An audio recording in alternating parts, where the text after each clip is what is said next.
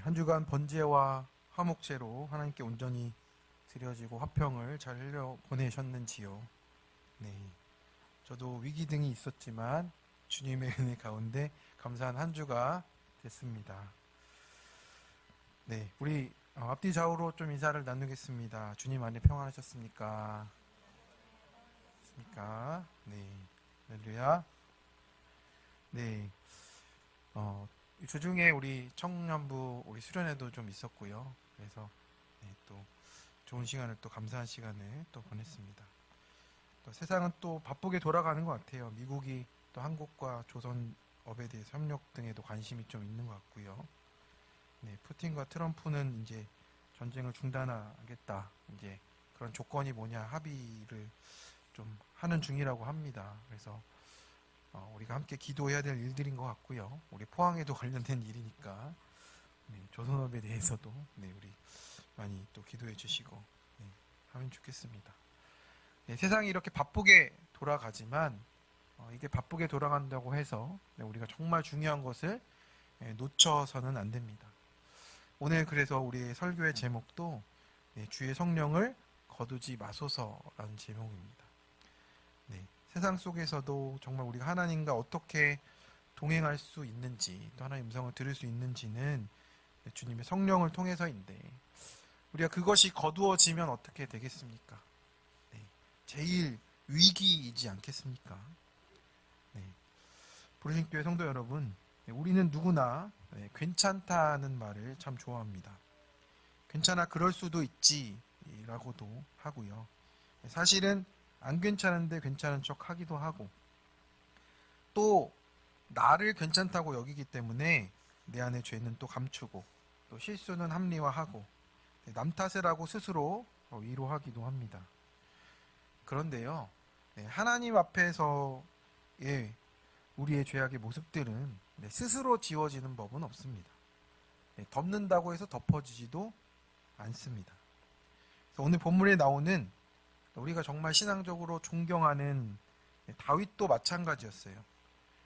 그는 왕이 되었지만 모든 광야를 통과하고 왕이 되었지만 밧세바 사건 이후로는 이제 좀 이렇게 더 떨어지는 일을 겪게 됩니다. 몰락의 길을 겪게 되기도 합니다.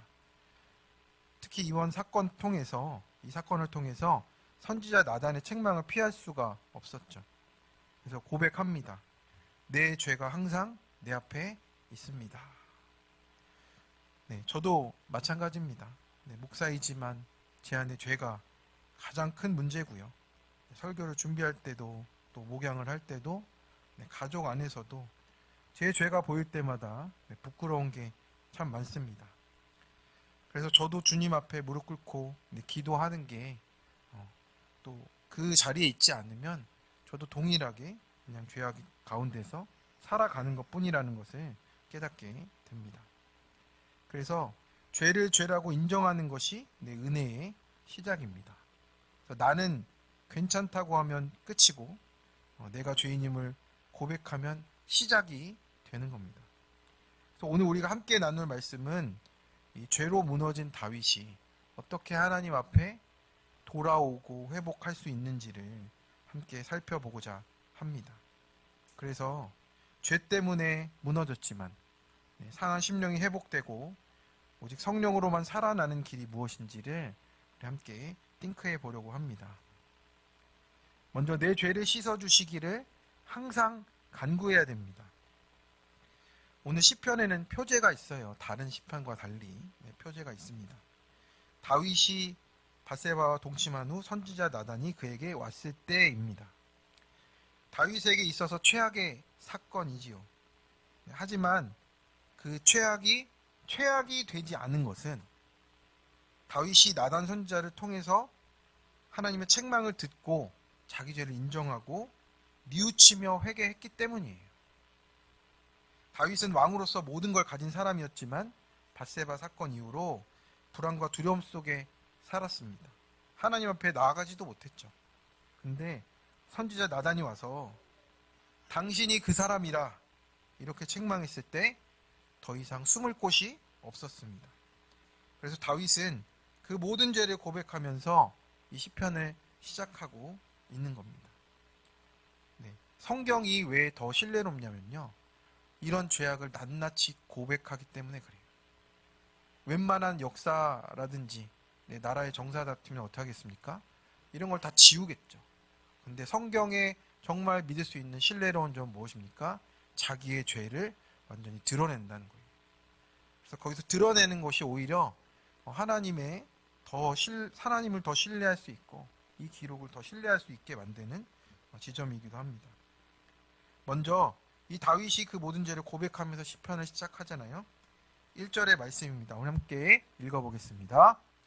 하나님이여 주의 인자를 따라 내게 은혜를 베푸시며 주의 많은 긍휼을 따라 내 죄악을 지워주소서.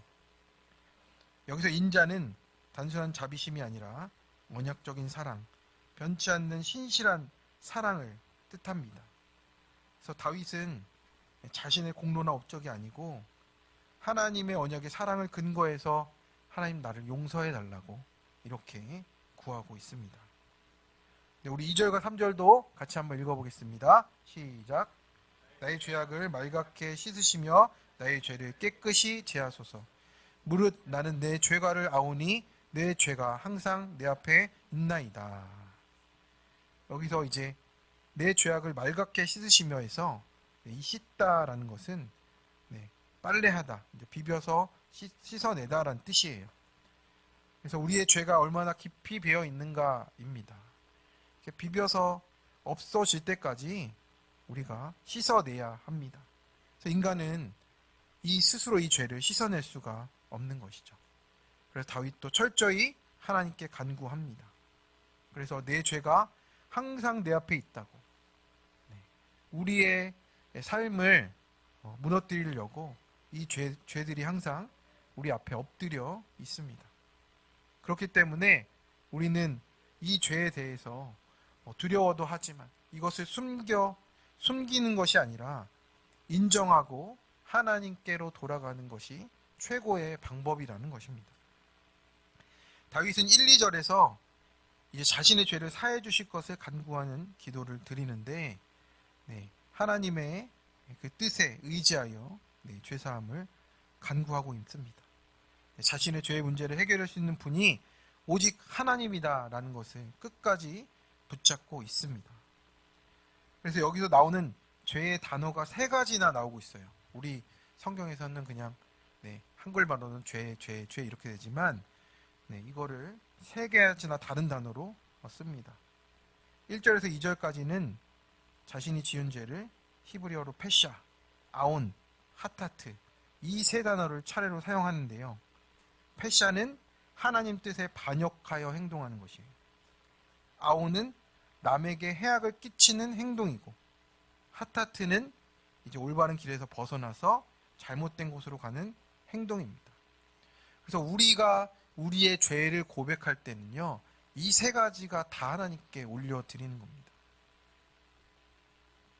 하나님 뜻에 반역하고 남에게 해악을 끼치는 것도 그렇고 올바른 길에서 벗어나서 하나님께로부터 벗어나서 잘못된 곳으로 가는 이 모든 것들이 우리 삶 속에 계속 엎드려 있다라는 말입니다.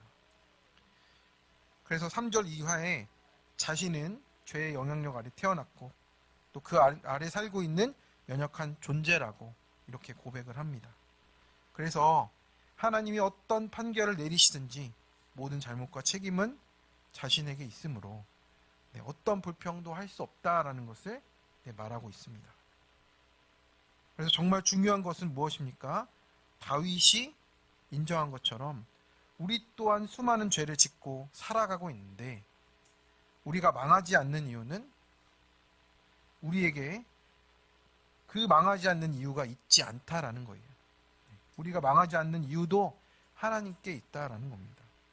하나님이 우리를 붙들어주고 계시고 주님의 은혜 가운데 지금 함께 해주고 계신다라는 겁니다. 그런데 우리가 그것을 너무 쉽게 생각하고 당연하게 받아들여서 그 은혜가 얼마나 값진 것인지도 모르고 살아가고 있다라는 것이죠.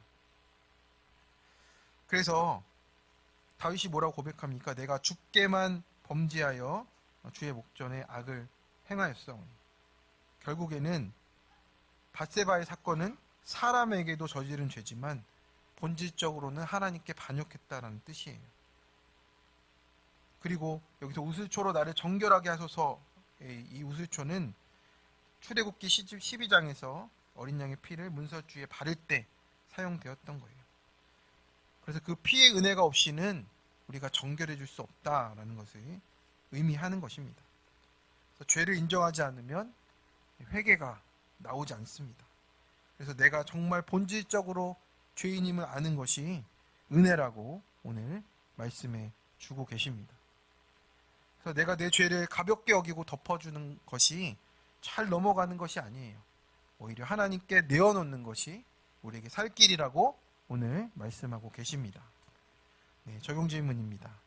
나는 오늘도 하나님께 내 중심을 진실하게 하려며 하나님 앞에 나아가도록 정결하게 해주심을 구하고 있습니까? 내가 회개하는 이유가 내 자신이 본질적으로 죄인임을 인정하십니까? 그 죄를 깨닫게 한 구체적인 사건은 무엇입니까? 네, 두 번째로 우리 내 안에 성령이 거하심이 참된 회복입니다. 다윗은요, 자신의 죄악을 고백하는 것에서 멈추지 않습니다. 죄를 씻었다 해서 멈추는 것이 아니라 참된 회복까지 나아가기를 원하는 거예요. 우리 10절의 말씀 같이 한번 읽어보겠습니다. 하나님이여 내 속에 정한 마음을 창조하시고 내 안에 정직한 영을 새롭게 하소서. 여기서 정한 마음은 깨끗하고 분별 있는 마음을 뜻합니다. 성도 여러분, 이런 마음이 어디서부터 올 수 있겠습니까? 우리 안에서는 올 수가 없어요. 우리가 좋은 대학, 좋은 교육, 모든 것을 다 받아도 거기에서 하나님이 원하시는 정한 마음은 절대로 올 수가 없습니다. 예레미야 17장 9절에 만물보다 거짓되고 심히 부패한 것이 마음이라 누가 능히 이를 알리오마는. 근데 우리 안에 있는 우리의 본성과 그 마음은 만물보다 거짓되고 부패한 것뿐이에요. 그렇기에 다윗은 마음을 조금 고쳐달라는 기도가 아니라 완전히 새롭게 창조해달라고 기도하고 있는 거예요. 인간의 힘으로는 본성이 결코 바뀌지 않음을 알고 있기 때문입니다. 그 말은 무엇입니까? 우리가 스스로 하나님 앞에 나아갈 수 있는 거룩이 발생할 수 있는 능력이 전혀 단 1도 없다는 말이에요. 내가 교회를 열심히 다녔고 몇십 년을 다녔고 높은 직분을 가졌고 기도를 많이 했다고 해서 절대로 하나님 앞에 그 본성이 바뀌지 않는 겁니다. 그 마음을 하나님이 오셔서 창조해 주셔야 가능한 거예요. 그리고 우리가 더욱 간절히 구해야 될 것이 있습니다. 11절입니다. 우리 같이 한번 읽어보겠습니다. 시작. 나를 주 앞에서 쫓아내지 마시며 주의 성령을 내게서 거두지 마소서. 성도 여러분, 나를 주 앞에서 쫓아내지 마시며 주의 성령을 거두지 마소서. 여기서 성령은요, 거룩한 영입니다. 다윗에게 있어서 가장 큰 문제는요, 나의 쪽팔림, 위기 모면, 어떻게든 왕권을 유지하겠다는 문제 해결이 아니고요, 성령의 임재가 다윗의 가장 큰 간구였어요. 그것 없이는 살 수 없다는 절규로 지금 외치고 있는 거예요. 성경에 써 있으니까 뭔가 이렇게 멋있어 보이는 표현으로 보이죠? 그게 아니고 성령이 없으면 나 죽겠다라는 뜻입니다.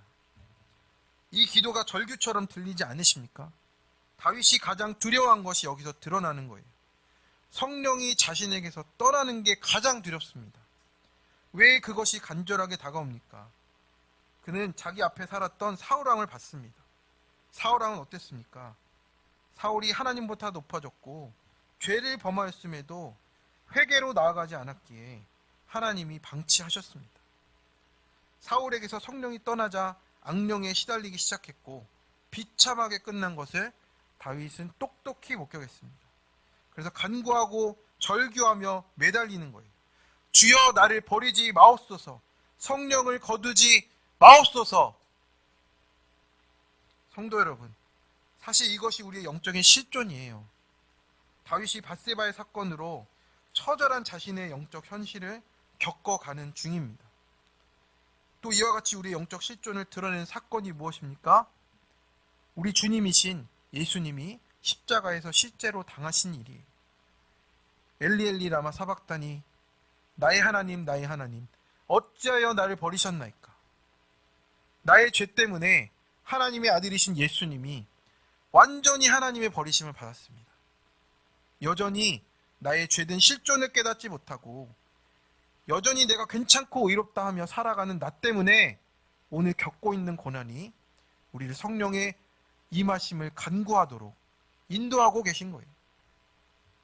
그것이 주님의 은혜입니다. 내 안에 성령 없음을 아는 것이 은혜예요. 그 성령의 임재 안에 어떤 회복과 은혜가 있길래 이렇게 다윗이 포기하지 못합니까? 거기에 무슨 생명이 담겨 있길래 다윗이 이렇게 포기하지 못합니까? 다른 것과 바꾸지 않는 거예요. 12절의 말씀을 같이 읽어보겠습니다. 시작. 주의 구원의 즐거움을 내게 회복시켜 주시고 자원하는 심령을 주사 나를 붙드소서. 아멘. 죄 때문에 하나님으로부터 멀리 있으면 어떻습니까? 구원의 즐거움이 사라집니다. 그리고 하나님 앞에 자원으로 나가는 그 심령이 상하는 거예요. 그러니까 교회에 있는 모든 일들이 좋게 보이지 않아요. 사람이 보이고요. 그때부터 우리가 판단하고 정죄하고 그 문제 속에 계속 나만 보고 살아갑니다. 하나님으로부터 오는 모든 참된 자존감이 사라져버렸기 때문에 그래요. 여기서 자원하는 심령은 자유롭고 넉넉한 마음을 의미해요. 억지로가 아니라 은혜로 순종하는 마음을 구한 거예요. 사람들이 자기를 어떻게 볼까 두려워지잖아요. 자기 죄가 드러났으니까. 뭘 해도 자유롭지 못합니다.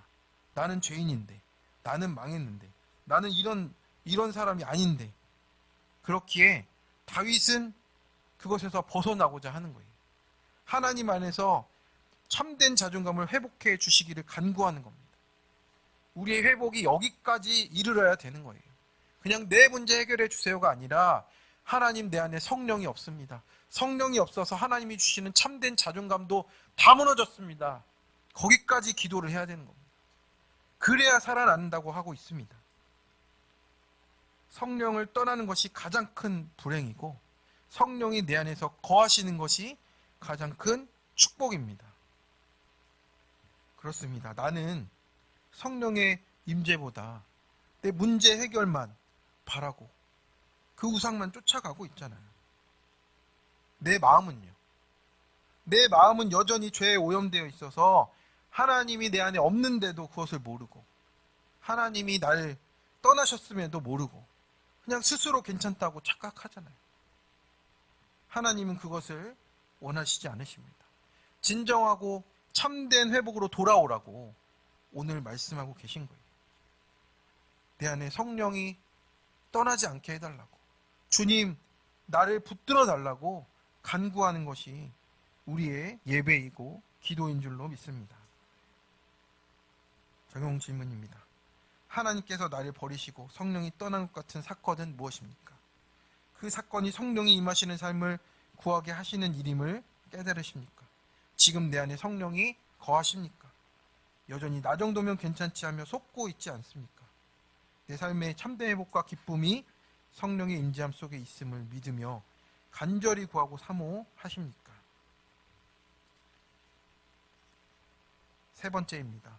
피 흘린 죄라도 통회하는 자는 멸시하지 않으십니다. 다윗은 이제 무엇을 바라게 됩니까? 13절에 보면 내가 범죄자에게 주의 도를 가르치리니 죄인들이 주께 돌아오리이다.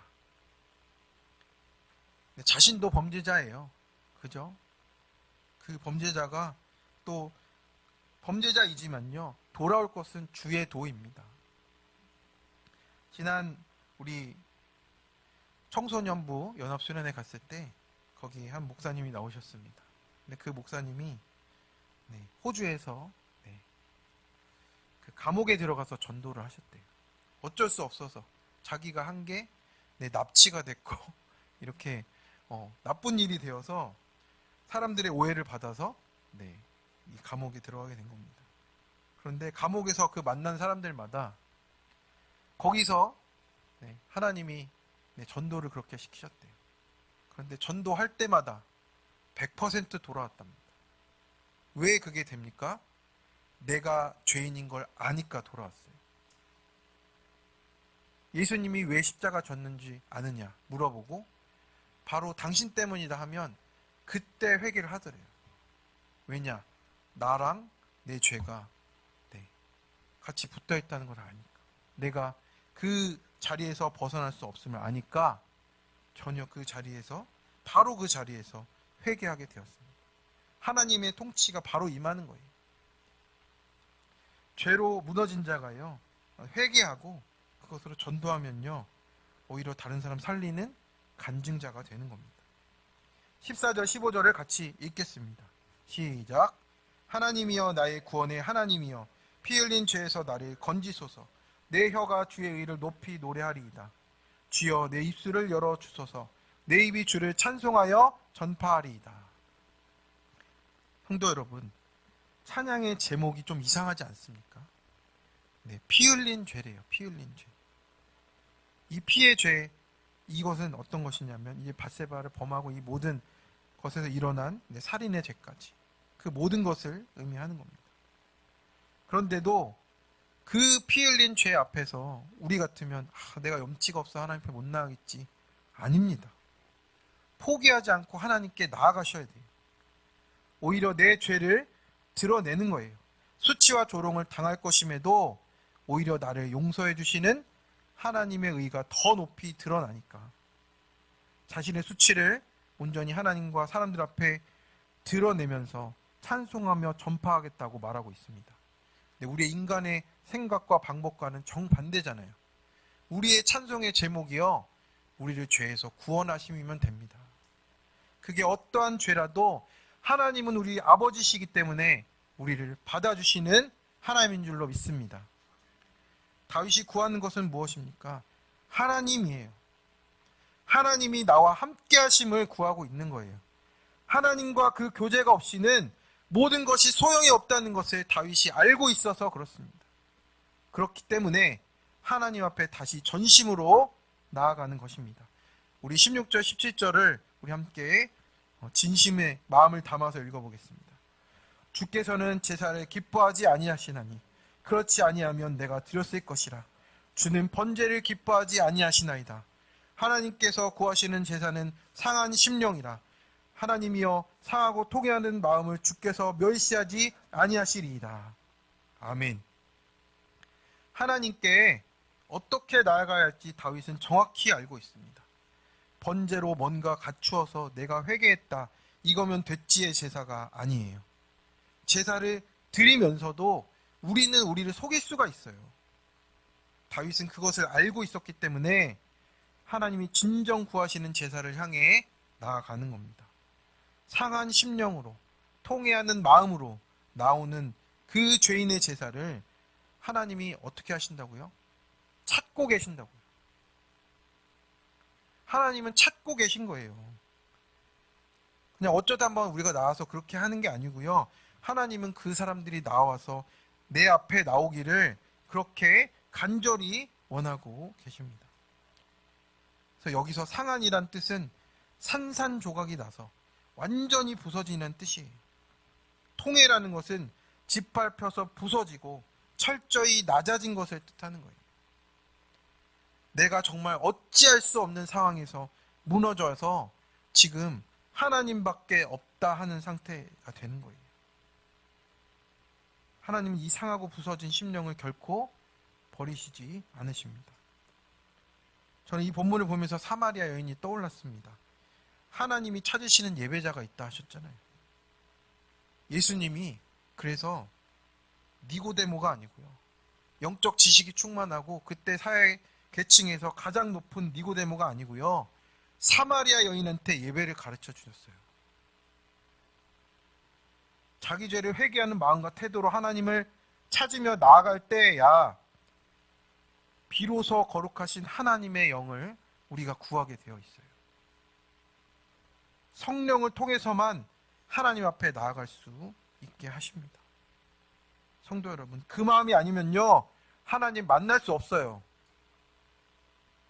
상한 심령의 제사로 나아가시는 우리 성도님들 되시길 간절히 축원합니다.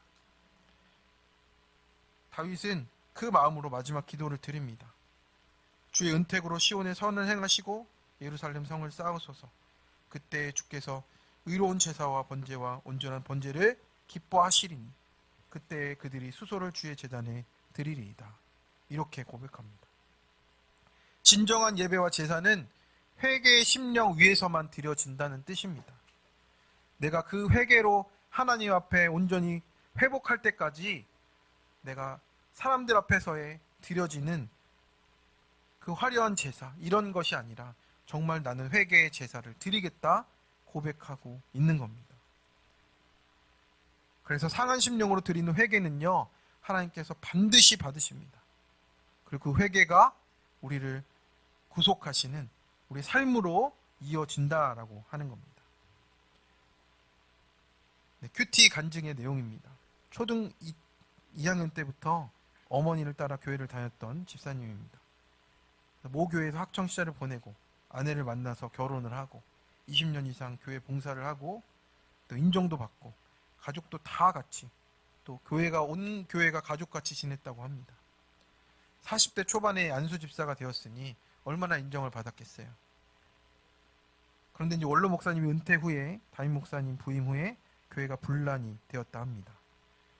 그러다 이분은 담임 목사님을 지지했고 그곳에서 이제 편을 든다며 분란을 더 조장했어요.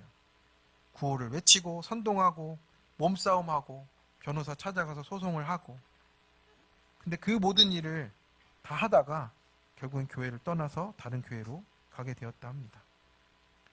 공동체에서 양육을 받던 중에 옳고 그름의 잣대로 생각하고 다른 교인들을 판단하고 정죄했던 것을 깨닫게 되었다고 합니다. 그리고 나 때문에 가족처럼 지내던 교인들이 실족해서 교회를 떠난 일도 생각나게 하셨다고 해요. 그래서 그때 내가 주의 목전에서 씻을 수 없는 악을 행한 죄인이구나. 그것을 깨닫고 회개하게 되었다 합니다. 오늘 다윗처럼 죄를 씻어주시고 정결하게 하시며 영을 새롭게 하며 구원의 즐거움을 회복시켜 주시기를 간구하게 되었다고 그 고백을 남겼습니다. 그래서 그때 일을 생각하면 부끄럽기 짝이 없고 실족시킨 교인들을 생각하면 가슴이 미어진다고. 그렇게 오늘 주신 말씀을 의지하면서 소그룹과 청소년 교사와 그 모든 일을 수치를 나누고 복음 전파에 힘쓰겠다고 이렇게 적용을 하셨습니다. 그렇습니다. 우리는요, 하나님 앞에서 우리의 의로 나아갈 수 있는 존재가 전혀 아닙니다. 그렇기 때문에 우리 안에 성령을 거두지 말아달라고, 나를 떠나지 말아달라는 이 간구가 우리 안에 늘 살아있기를 간절히 축원합니다. 성도 여러분, 다윗은 죄인이었지만 은혜를 붙잡았습니다. 죄를 인정하고 성령을 구하며 상한 심령으로 나아가서 하나님을 붙잡았습니다. 하나님은 그런 다윗을 절대 버리지 않으셨습니다.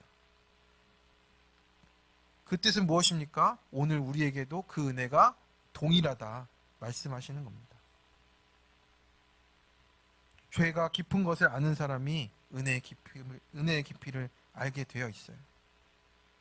죄를 많이 지은 자가 아니고요, 죄를 많이 회개한 사람이 은혜를 깊이 알게 되는 겁니다. 그래서 우리가 간절히 기도하기 원합니다. 하나님이여, 내 죄를 씻소서. 성령을 거두지 마옵소서. 상한 심령을 멸시하지 마옵소서. 적용 질문입니다. 내 상한 심령을 하나님께 올려드리며 내 죄를 고백하는 것이 하나님의 의를 높이는 일임을 깨달으십니까? 그것이 참된 찬양이고 사람을 살리는 간증과 전도의 제목임을 믿고 전파하십니까? 나는 어떤 마음과 자세로 하나님께 예배의 자리로 나옵니까? 통회하는 심령으로 성령을 구하며 나올 때 하나님 만나는 지성소로 나아갈 수 있음을 알고 계십니까? 우리 이 시간 함께 찬양하고 함께 결단의 시간을 갖겠습니다.